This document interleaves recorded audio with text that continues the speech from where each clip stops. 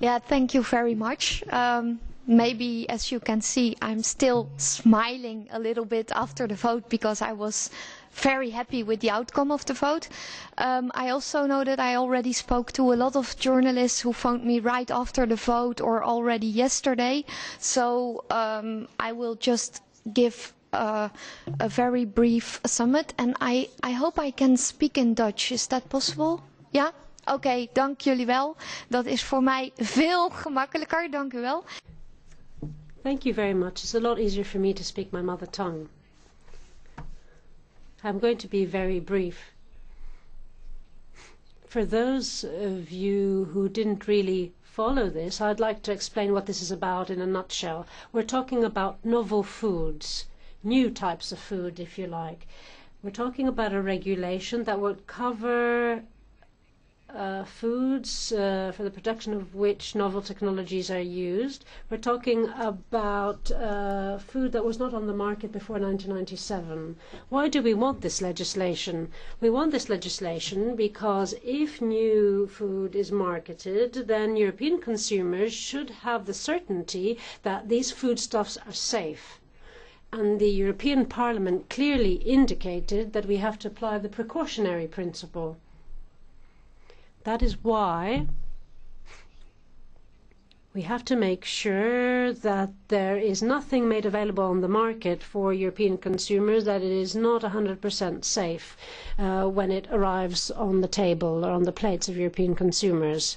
There's something that was confirmed yesterday and that was already endorsed at first reading, I think by 658 MEPs, and that's that when it comes to safe food, or if we want to have safe food, a novel food that arrives on the market should not just cover food safety from a public health point of view, but also from an animal welfare and environment point of view.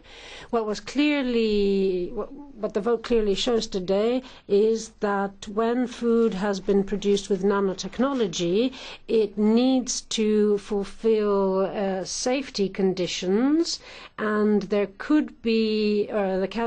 will be a moratorium until the food safety of these novel foods has been tested.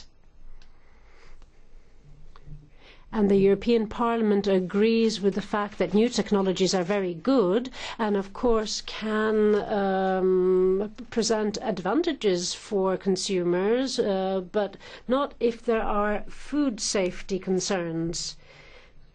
Now, many years ago, and this goes back to Neil Parish's resolution, he was from the EPP group, and this resolution said that when it comes to cloned animals, there has to be separate legislation on this. Since then, the Commission and the Council have been dragging their heels. In other words, they hadn't presented any new legislative proposals, which is why the European Parliament reconfirmed its position, stating that cloned animals are not covered by this regulation on novel foods.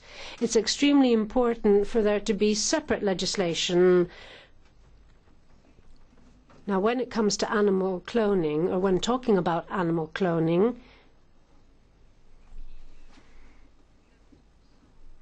we have to bear in mind that according to the European Food Safety Authority, we're talking about animals, 9% of which are alive, but they are often born with lung problems, heart problems, respiratory problems, and many consumers would rather spend more money but be sure that the food they eat respects animal welfare legislation, among other things. I'm very happy that 636 MEPs said today that cloned animals shouldn't be covered by the novel food regulation, because we can't just simply accept that these animals be put on the market and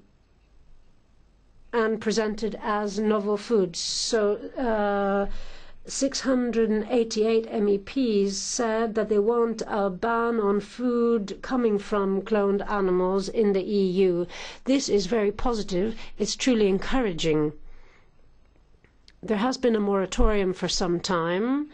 There was also a moratorium in the United States on cloned animals, and if the EU doesn't do anything, then it would mean that cloned animal meat would be able to be marketed in the EU, and that is why it was imperative to have EU legislation on the matter. And this is what the European Parliament indicated very clearly in the vote today. I'm thrilled because this means that we will have a lot of clout during the negotiations with Council and Commission, with the Council and the Commission. If you have any questions, I'd be more than happy to answer them. Don't hesitate. I've already been asked a lot of questions, but I am at your disposal, and I'd be very happy to answer your questions now, and of course during the negotiations with the Council and the Commission. Hi, my name is Teresa Küchler. I'm from the Swedish National Daily, Svenska Dagbladet. I have two questions.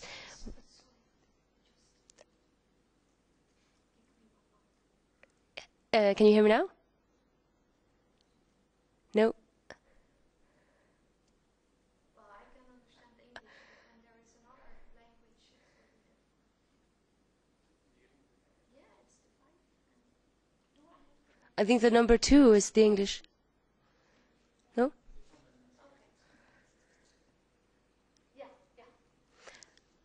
Two questions. One is if the United States, if they agree, a market for these kinds of products, could there in any case be some kind of WTO question here, where one product should be able to be sold on both sides of the Atlantic, whatever?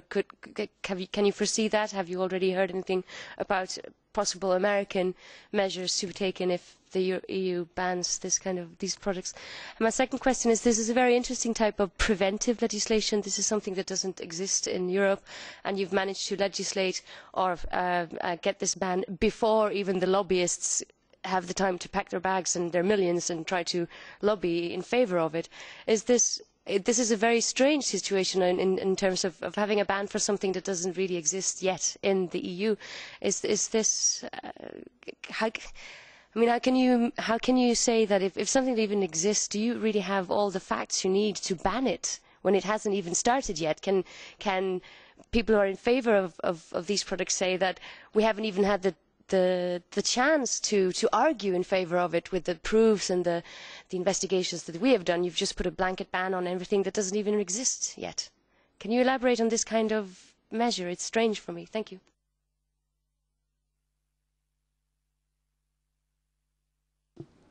Ja, om op uw eerste vraag.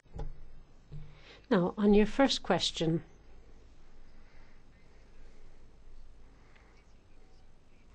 You asked me whether there might be problems in the WTO. A while ago, when the moratorium in the United States was lifted, the United States were very keen to have discussions with Commissioner Barnier, who was responsible for food safety at the time. So there was this will to talk about cloned animal meat. So I asked, in fact it was Commissioner Dalli, so I asked him, how can you start negotiations with the United States on the trade in cloned animal meat when we haven't even adopted a position on the matter in the EU? And that is why the European Parliament has always insisted that there should be separate legislation covering cloned animals. We know that animal breeders have developed certain techniques in Europe and the United States, but the advantage that we have in Europe is saying that producers say, we don't need this. And it's not just about protecting European consumers, it's also about protecting European producers who are saying, we don't really need these techniques, we don't want these techniques. So, therefore, what we said is that in any case, there has to be a European stance. We have to take a position in the EU to decide whether we want cloned animals in Europe or not, and whether we want products from cloned animals to be marketed in the EU.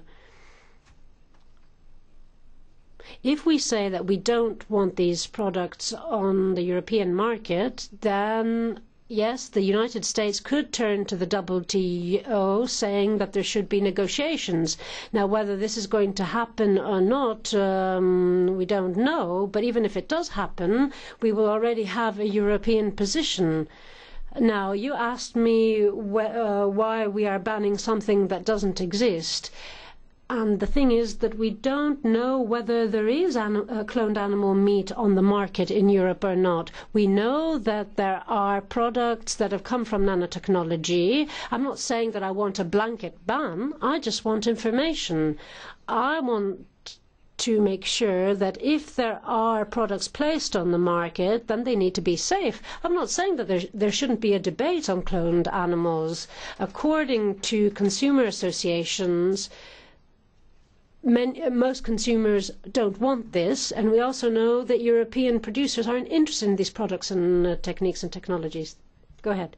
Arnaud Bouvier de l'AFP. Yes, good afternoon from the EFP. Just along the same lines, I have a question. If I've understood correctly, the danger of cloned animal meat from the USA, that really applies to the whole of the world.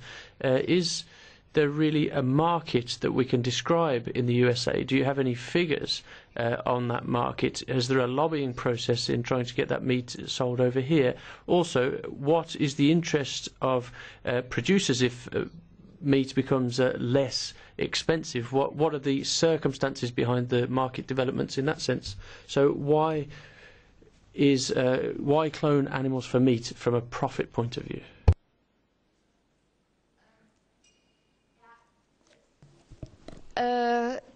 U spreekt Frans. Ik weet niet of u uit Frankrijk komt.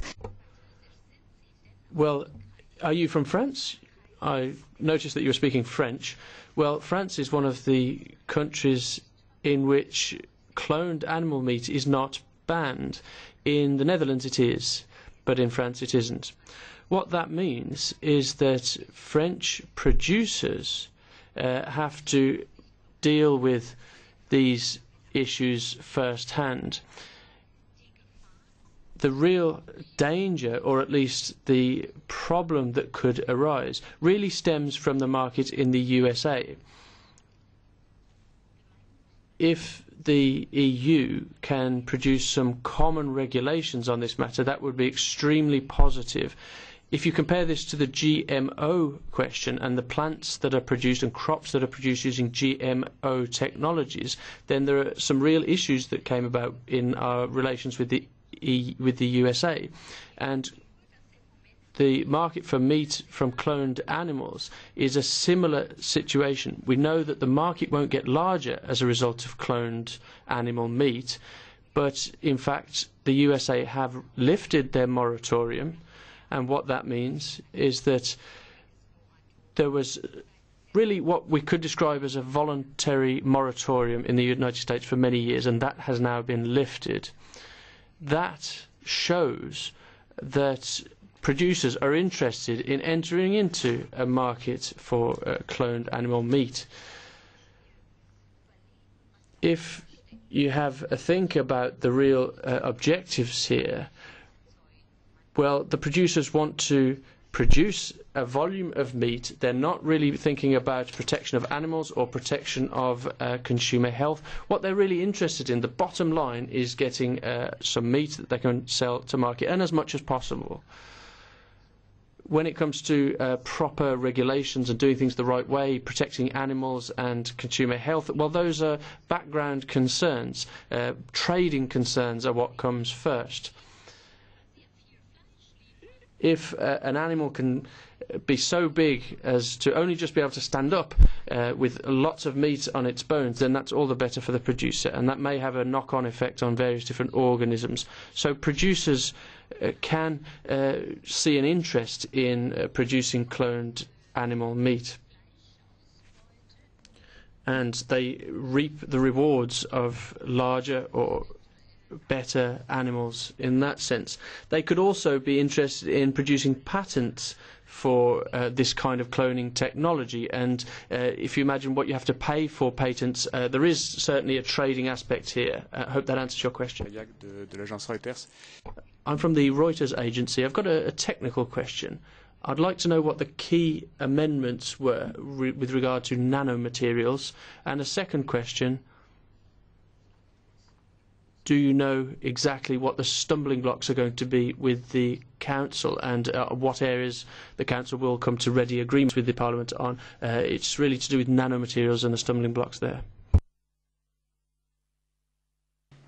Ja, de contradicties met de Raad zullen vooral... Yes.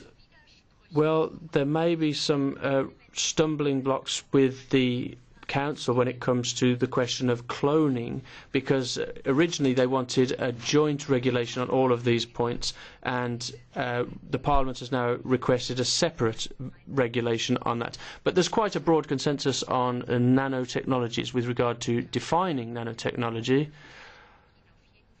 In any case, nanotechnologies belong or should be in the new regulation on novel foods, and there's a lot of developments in the field of nanotechnology. There's a broad consensus on the fact that nanotechnologies need to be redefined to keep pace with technological change.